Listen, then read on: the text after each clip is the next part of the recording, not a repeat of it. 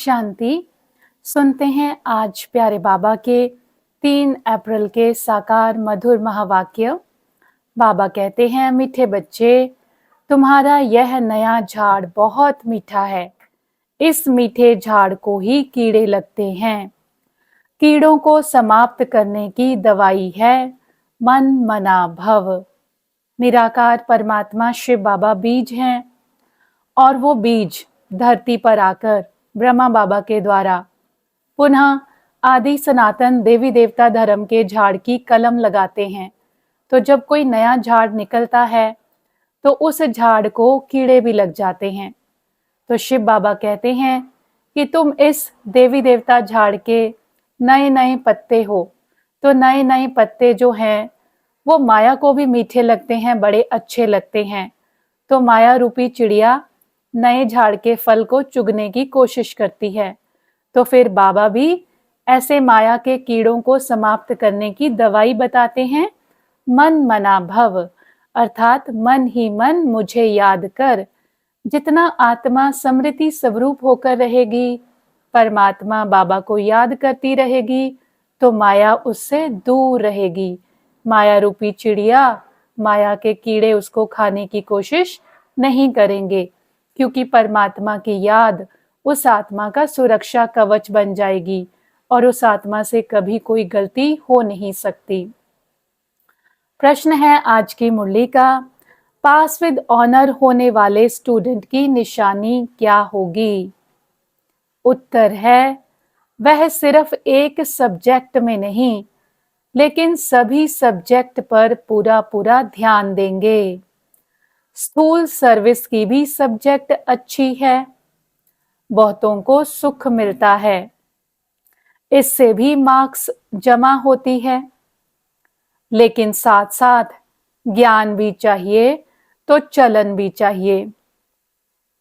दैवी गुणों पर पूरा अटेंशन हो, ज्ञान योग पूरा हो, तब पास विद ऑनर हो सकेंगे। पास विद ऑनर अर्थात रिस्पेक्ट के साथ पास होना, कि हमारा टीचर भी हमारी वाह वाह करे, वाह बच्चे वाह, इतने अच्छे तरीके से पास हुए। तो हमारे इस ईश्वरीय विश्वविद्यालय के 4 सब्जेक्ट हैं जो कि सबके हैं। पहला सब्जेक्ट ज्ञान, दूसरा योग, तीसरा धारणा, चौथा सेवा।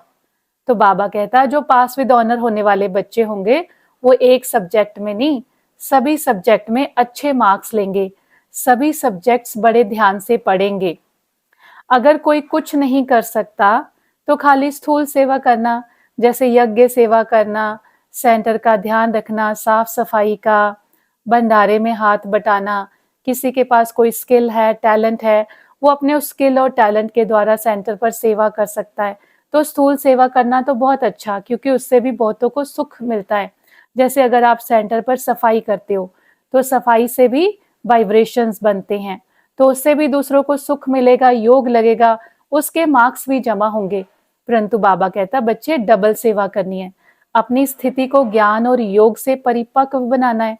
तो जब हम ज्ञानी योगी बच्चे होंगे, हम गुणवान बच्चे होंगे, तो स्थूल सेवाओं के साथ साथ हमारा जो जमा होगा वो डबल जमा होगा। तो आज बाबा दैवी गुणों को धारण करने पर अटेंशन खिंचवाते हैं। गीत है, ना वह हमसे जुदा होंगे, ना उल्फत दिल से निकलेगी। वो पिता परमात्मा हम सब आत्माओं का प्यारा बाप है, वो हम सब आत्माओं का प्यारा साजन है। तो हमें उनसे जुदा नहीं होना, सदा कंबाइंड स्वरूप में रहना है, क्योंकि हमारी उनसे दिल लगी हुई है। वो हमें इस पार से उस पार ले जाने वाले हैं।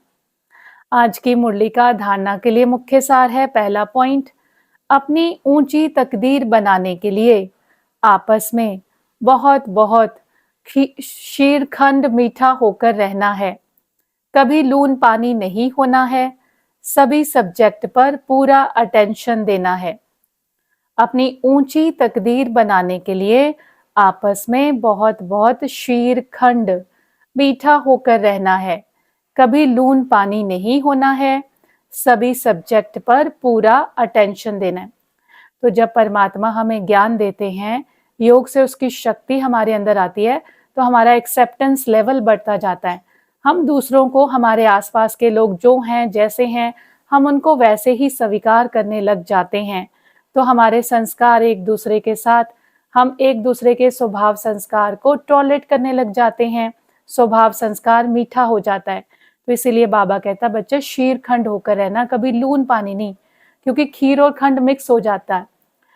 नमक जो होता है वो पानी में पहले घुल जाएगा, लेकिन बाद में वो सैचुरेट होके नीचे बैठ जाता है, तो आपको पानी अलग दिखाई देगा, नमक अलग।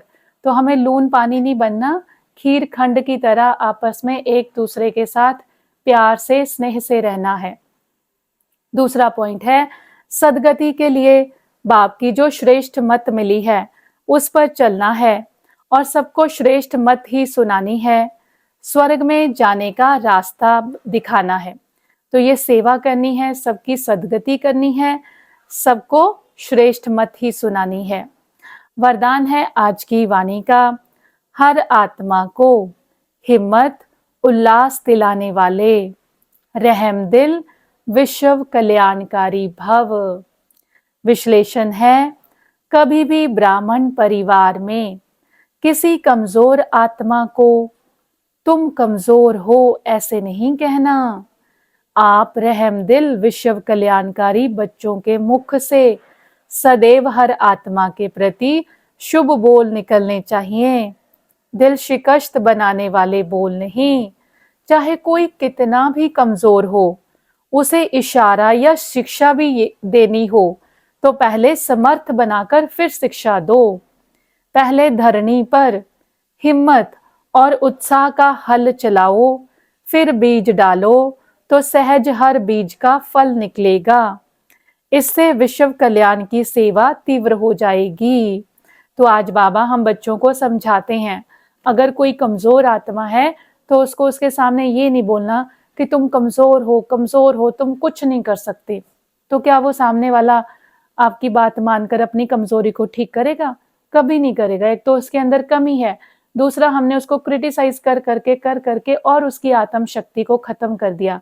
परंतु आज बाबा हमें कहता है कि ऐसे बोल बोल के उसको दिल शिकस्त अर्थात डिप्रेशन में नहीं डालना, उल्टा उसको उमंग, उत्साह, हिम्मत देनी है, उसके उत्साह को बढ़ाना, उसकी आत्म शक्ति को बढ़ाना है। उसकी आत्म शक्ति को बढ़ाकर फिर उसको शिक्षा देंगे तो वो हमारा कहना मानेगा। तो हमें अपने बोल बड़े उत्साह पूर्वक रखने हैं। स्लोगन है, बाप की दुआएं लेते हुए सदा भरपूरता का अनुभव करो। जिनके साथ साक्षात भगवान बाप की दुआएं हैं, वो आत्माएं सदा संपन्नता, भरपूरता का अनुभव करती हैं। अव्यक्त इशारे कंबाइंड स्वरूप की स्मृति से सदा विजयी बनो। आज बाबा कहते हैं, सदा हर कर्म करते हुए अपने को कर्म योगी आत्मा अनुभव करो।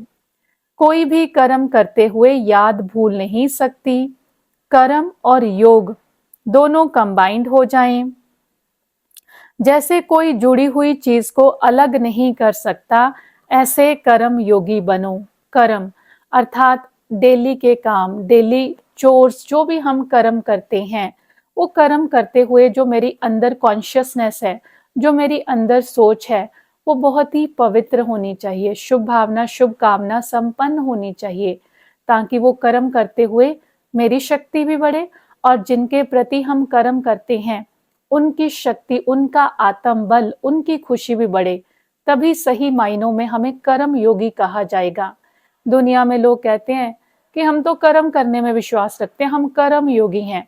तो कर्म योगी का मतलब ये नहीं है कि आप कर्म करो, सारा दिन काम करो, लेकिन काम करते हुए आप गुस्सा भी कर रहे हैं, चिल्ला भी रहे हैं, परेशान भी हो रहे हैं, आप अपनी एनर्जी को भी डाउन कर रहे हैं और जिन लोगों के साथ आप काम कर रहे हैं उनकी एनर्जी को भी डाउन कर रहे हैं। और फिर हम कहते हैं मैंने तो सारा दिन काम किया, मैं तो 24 घंटे कर्म करता हूँ। तो वो कर्म योगी नहीं है। कर्म योगी अर्थात मैंने सारे काम करने हैं, साधारण काम भी करने हैं, सब काम करने हैं, लेकिन वो काम करते हुए अंदर में मेरा मन काम, composed, stable, peaceful, happy mind, उसको कर्म योगी कहते हैं। अच्छा, ओम शांति।